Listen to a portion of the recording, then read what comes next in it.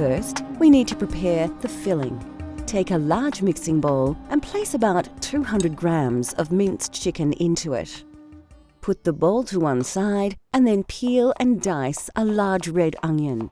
Put the onion into the bowl with the chicken. Next, take a bunch of fresh spring onions, remove their stalks, and then finely slice them like so. Again, add these to the mixing bowl along with the other ingredients. A teaspoon of fresh chopped coriander will add distinctive flavour to the mix.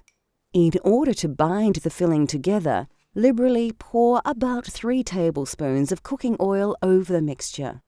Season with a generous dash of salt and a teaspoon of soy sauce. Add 1 tablespoon of curry powder, half a teaspoon of turmeric, and a full teaspoon of ground cumin seeds. Other key ingredients of the filling include garlic and ginger pastes. You'll need about half a tablespoon of each. Now, mix the ingredients together well. Then cover and refrigerate while you make the dumpling wrappers. For this part of the recipe, you'll need about 200 grams of plain flour in another large mixing bowl. Slowly mix in a cup of water with your hands. Continue to knead the mixture until it begins to combine together to form a nice dough. You may need to do this for about 10 minutes before your dough is ready. Liberally sprinkle some flour onto your worktop and roll out the dough to a thickness of a few millimeters. Then, carefully pick up the dough and turn it over before rolling it again, this time until it's only 1 to 2 millimeters thick. Flour the top of the flattened dough and flip it over again. Now, take an egg ring and cut out as many circles as you can. Remember to re-roll any excess dough and cut more circles. Now is the time to fill our beautiful momo dumplings. First, cover a plate with a little oil. This will prevent the dumplings from sticking. To fill, hold a wrapper in one hand and place a tablespoon of filling mixture onto it. With the other hand, bring all the edges to the center, making little pleats as you go. Pinch and twist the pleats to ensure the absolute closure of the stuffed dumpling. Place your dumplings onto the oil plate until you are ready to cook them. Fill a steamer with water and place it on your stove. Then oil the steamer rack well. This is important as it will prevent the dumplings from sticking. Place the dumplings into the steamer and allow a little space for them to expand during cooking. When your water is boiling, place the lid on the steamer rack and then place the dumplings over the boiling water for about 8 to 10 minutes. Serve your momos immediately on a plate with a generous serve of golbeda ko achar, which we will make shortly. They really are a mouth-watering and satisfying snack that's well worth the effort of making.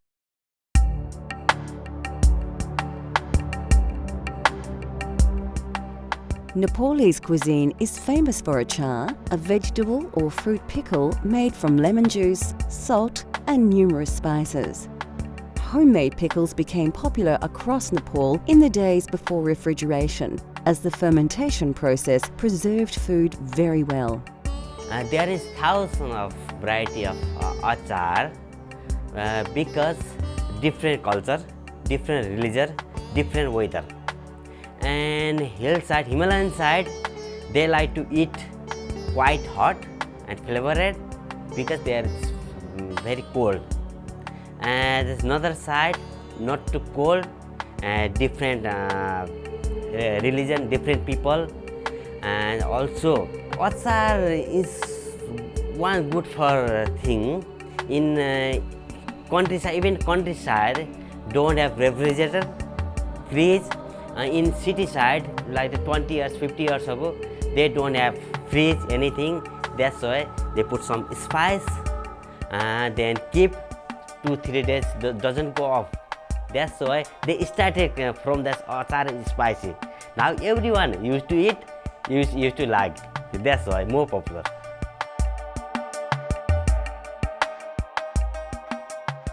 To make golbeda ko achar, you need some large ripe tomatoes, lots of garlic, and of course chili. You'll also need the juice of a lemon and a bunch of coriander. Spices such as chili powder and Nepalese timur will add an authentic flavour to your achar.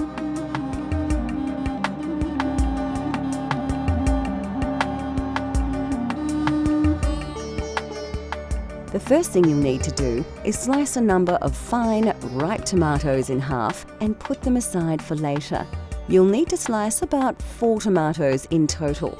Next, take a small bunch of washed coriander and finely chop the leaves. Place the herbs into a small bowl. Pick up a long green chilli, remove its stalk and then chop it into sections of about 1 centimetre. Add the chilli, including the seeds, to another bowl. Now grab about 4 or 5 peeled cloves of garlic and roughly chop them into pieces. Place to one side. Now you are ready to start the cooking process. Heat a frying pan with some oil to a moderate heat and add the tomato halves one by one.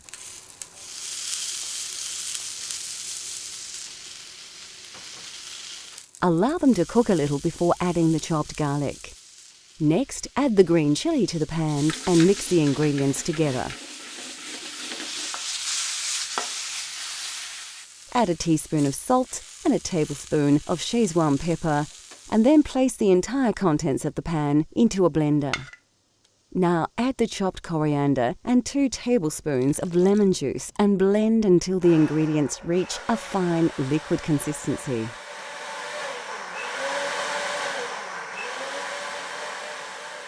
And that's it, a simple but very versatile tomato relish that is the taste of Nepal.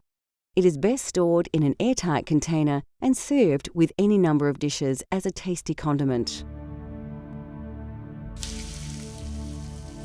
Coming up on Cultural Flavours, we discover the dish of the Nepali nation.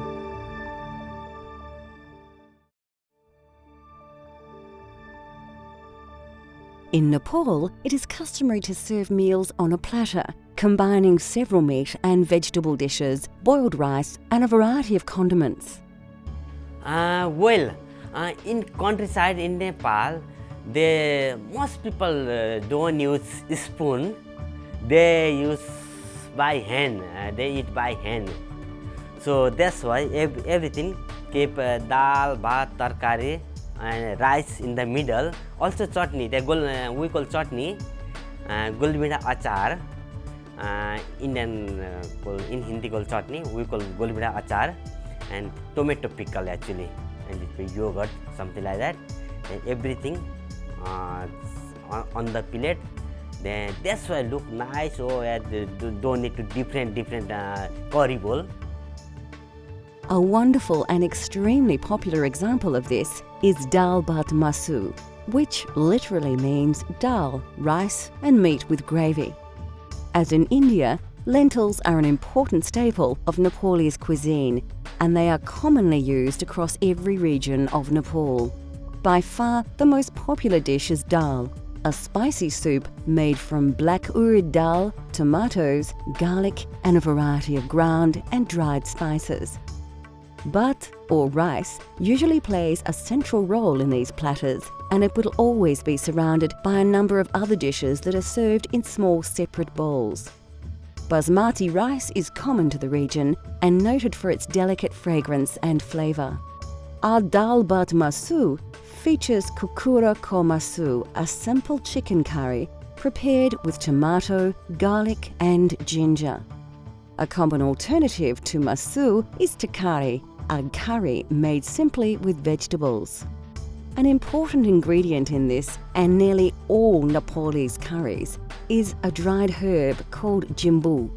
Used extensively across Nepal for its unique taste, which is similar to onions or chives, it is also said to have exceptional medicinal properties. We'll show you how to prepare this delicious curry later in the show. Vegetable dishes are extremely popular and vary across the country. A delicious dish we shall prepare later is saag, a simple stir-fry featuring mustard leaves, chilli and several Nepalese spices. Of course, the most quintessential Nepalese side dish of all would have to be achar. Made from numerous fresh ingredients, the variety of achars is staggering, and it is said that they number in the thousands. This is Golbeda Ko achar, a spicy tomato relish that is added to platters and, of course, used as a dipping sauce for Nepalese dumplings. A small serving of plain yogurt puts the finishing touches to this traditional Nepalese meal. Well, dal bhat tarkari is that's one kind of fixed menu. We call dal bhat tarkari. In Indian call thali. Thali. That's fixed menu, fixed price. But some people eat less, some people eat more. Don't have to pay again. The fixed price can have more dal, more bhat, more tarkari. Yeah, even masu as well, dal bhat masu. Not like not limited thing. That's why many different tastes, same price. So that's why people like to eat that one. Many tourists also eat there. I can see there. Everyone asking, okay, I like to try dal bhat tarkari today. I like to try dal bhat tarkari tonight. Yeah, that's why I think. Yeah.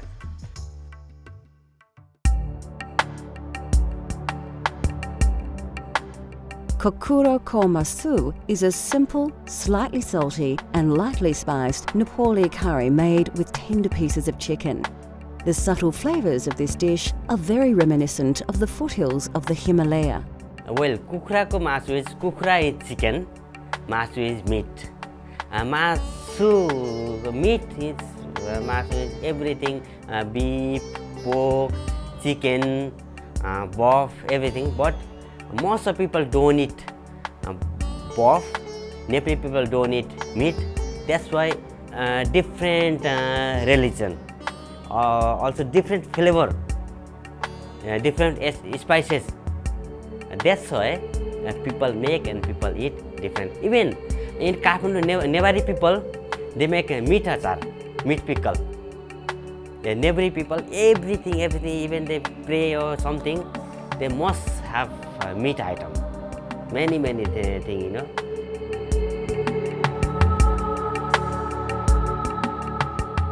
To try this delicious curry at home, you need a few common ingredients as well as a range of dried spices. We're using about 200 grams of chicken breast, which we've already diced into bite-sized pieces.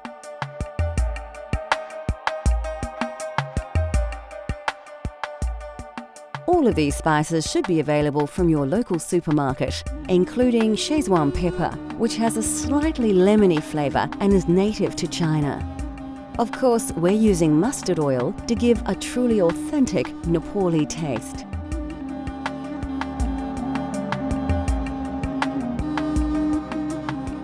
Before starting the cooking process, you need to chop a large red onion and dice a tomato.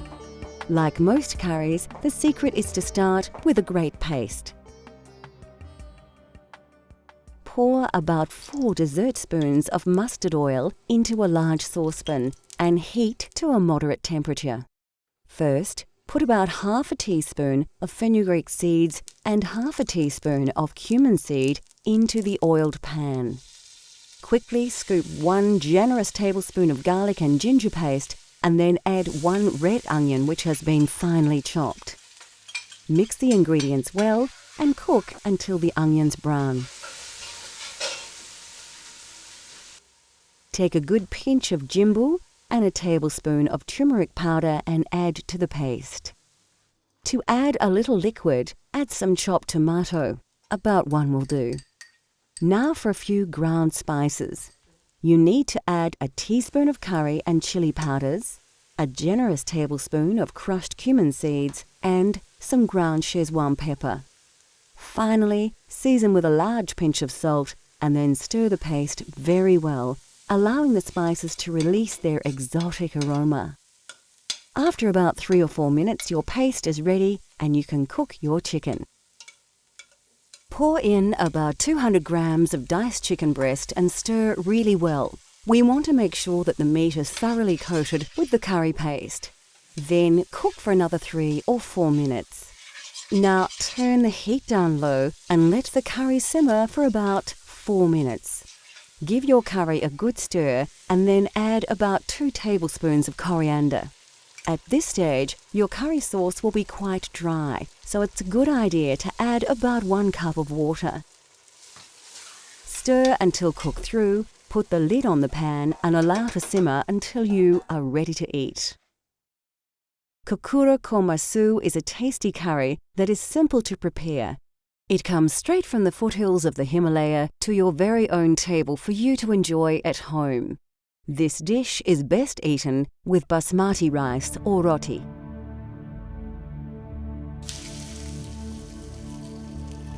Next on Cultural Flavours, a tasty leafy dish that truly tastes of Nepal.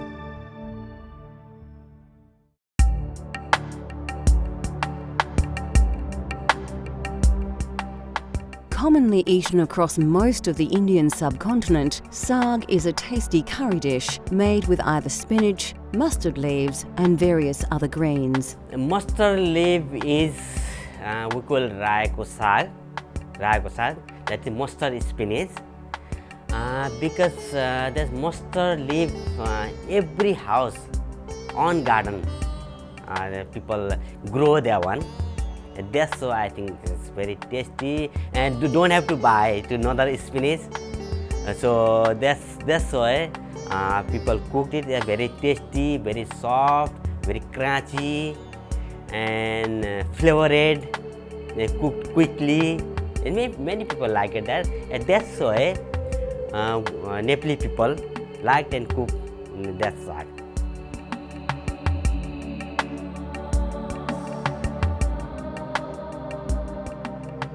Today we will prepare an authentic Nepalese saag using fresh mustard leaves.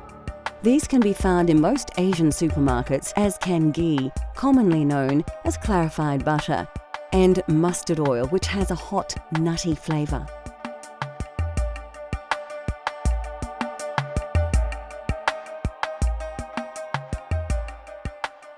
Alternatively, you could swap these ingredients for other more common ones such as spinach, butter and vegetable oil if you wish.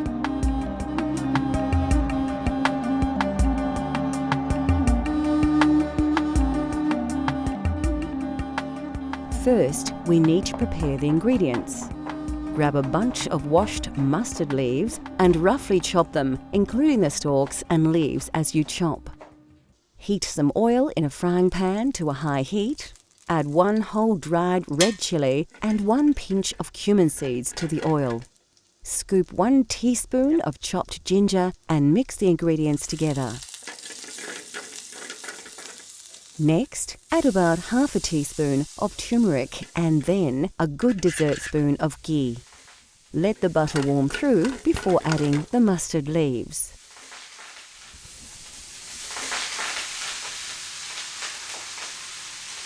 Liberally season with salt before giving all the ingredients a thorough stir through to ensure that all the greens are generously coated with flavour. So there you have it, saag made with mustard leaves, a fresh and very tasty accompaniment to any main meal.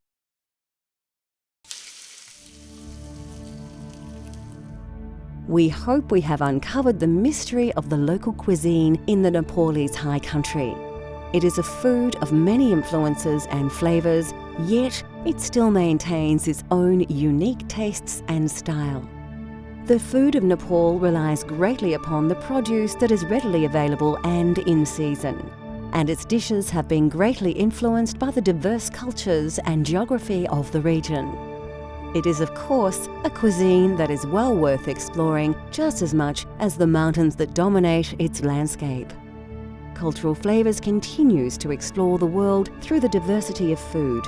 From Nepal to Japan, France to Korea, let Cultural Flavours take you on a gastronomic journey so you can experience the tastes of the globe at home.